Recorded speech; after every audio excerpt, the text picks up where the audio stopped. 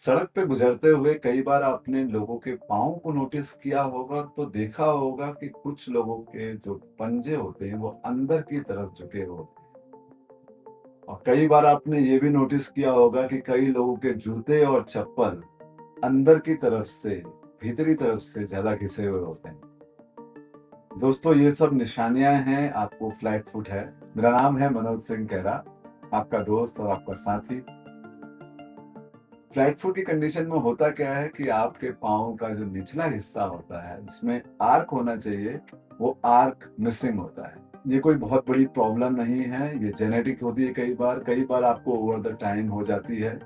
इसका सबसे बड़ा रीज़न ये है दोस्तों कि हम लोगों ने ज़मीन में चलना बंद कर दिया है। मेरा मतलब है नंगे पाँव चलना बंद कर दिया है। कई सदियों से चप्पल पहन के या जूते पहन के चल रहे हैं, जिसके कारण हमारे पाँव के नीचे जो सेंसर हैं, उन्होंने काम करना बंद कर दिया है। हालाँकि अगर आपको ये प्रॉब्लम है, ये ठीक की जा सकती है एक्सरसाइज़ करके।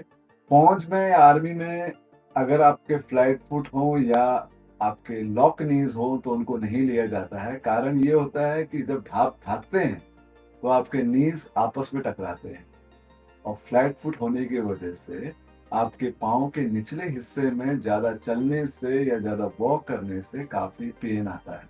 जैसा मैंने आपको दोस्तों बताया कि फ्लैट फुट कंडीशन में आपका जो पाँव के नीचे आर्क होना चाहिए, वो मिसिंग होता है। उसकी वजह से होता क्या है कि बॉडी की जो बैलेंसिंग होती है, वो बिगड़ जाती है। बैलेंसिंग का मतलब है अगर आपकी बॉडी एक तराजू है, तो उसका एक सेंटर है। तो किसी भी साइड वेट ज़्यादा या कम होगा, तो सेंटर पे उसका फ़र्क पड़ेगा। इसीलिए बॉडी बैलेंसिंग बहुत ज़रूरी है। अब आपके लॉक नीज़ हैं, तो इनसाइड इनर थाइज़ पे ज़्यादा प्रेशर पड़ता है, आउटर थाइज़ में कम प्रेशर पड़ता है। आउटर थाइज़ में कम प्रेशर पड़ने की वजह से आपके आउटर थाइज़ और आउटर हिप वीक पड़ जाते हैं, जिसके कारण कई बार आपको कमर में दर्द या नी में दर्द या आपके काफ में दर्द या पाँव के तलवे में दर्द हो सकता है और जिसके कारण आपकी लोअर बॉडी फैट गेन करने की टेंडेंसी ज़्यादा हो जाती है, स्पेशली इन गर्ल्स। ऐसा नहीं है कि मेंस को नहीं होता। कई मेंस में अगर बहुत ज़्यादा स्टमक में या हिप में ज़्यादा फैट है, तो इसका एक बहुत बड़ा रीज़न फ्लैट फुट भी हो सकता है।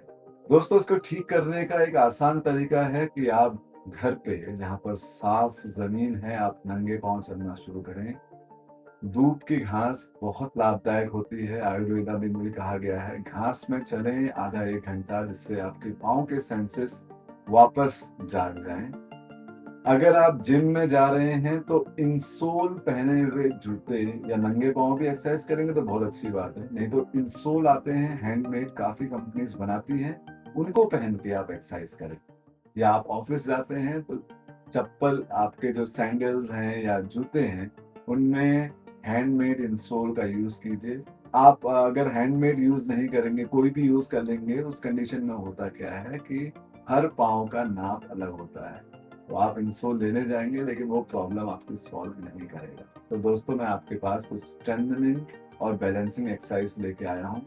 अगर इसको आप रोज़ करेंगे तो मैं आपको गारंटी कह सकता हूँ कि 2 या 3 महीने में आपको आराम आना शुरू हो जाएगा। सबसे पहले पंजे के बाहरी हिस्से को ट्रेन करते हैं। इस तरीके से आपने पंजे की सबसे बड़ी उँगली को बाहर की तरफ पुश करना है, सारा वेट बाहर की तरफ, इंग्लिश में रिवर्जन भी कहते हैं।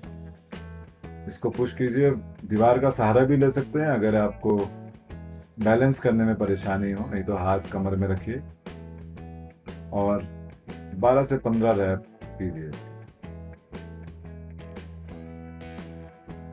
नेक्स्ट एक्सरसाइज है काफ रेजिंग। इसमें अब ध्यान देने वाली चीज ये है कि मैंने दोनों टोज को आपस में जोड़ा हुआ है और मैंने वी बनाया हुआ है हील से। इसके भी आप 15 रैप्स कीजिए, पूरा मैक्सिमम ले जाइए और नीचे आइए। अगर आपको पहली वाली एक्सरसाइज आसान लगे तो आप ऐसे downward dog movement, downward dog position में भी कर सकते हैं इसे।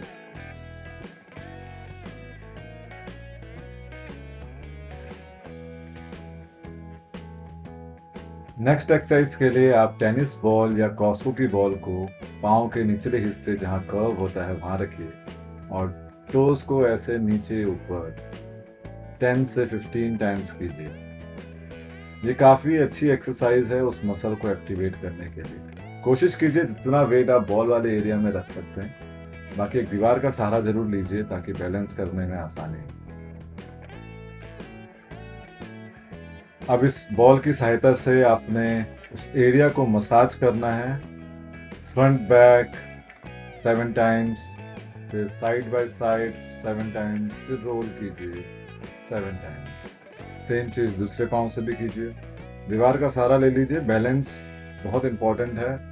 अगर आप बॉडी पूरी हिल रही है तो इस एक्सरसाइज का फ़ायदा नहीं होगा आपको। नेक्स्ट एक्सरसाइज में इस तरीके से एक टॉवल में आप पाँव रख के, ध्यान देने वाली बात है कि आपने टोज का फ्रंट वाला हिस्सा सिर्फ रखे हुए हैं, जहाँ पर आपके पंजे खत्म हो जाते हैं वो एरिया तक रखा हुआ है टॉवल में।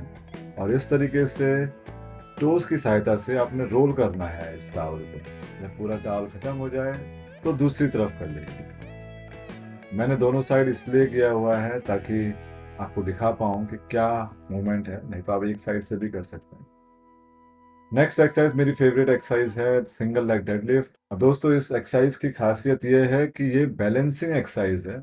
आपका एक पाँव हवा में है, एक पाँव जमीन में है। तो जो जमीन में पाँव है वो रेगुलर बैलेंस करने की कोशिश कर रहा है और साइड में जितनी भी मसल है वो कोशिश कर रही है सपोर्ट करने की।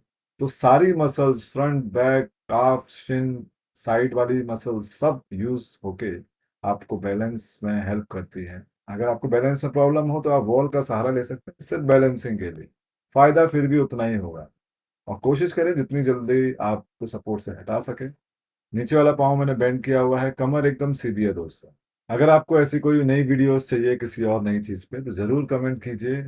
और इस फिट इंडिया मूवमेंट में सपोर्ट करने के लिए इस वीडियो को शेयर कीजिए, कमेंट कीजिए अगर पसंद आए तो, और सब्सक्राइब करना मत भूलिएगा। अपना ध्यान रखें, परिवार का ध्यान रखें। नमस्कार।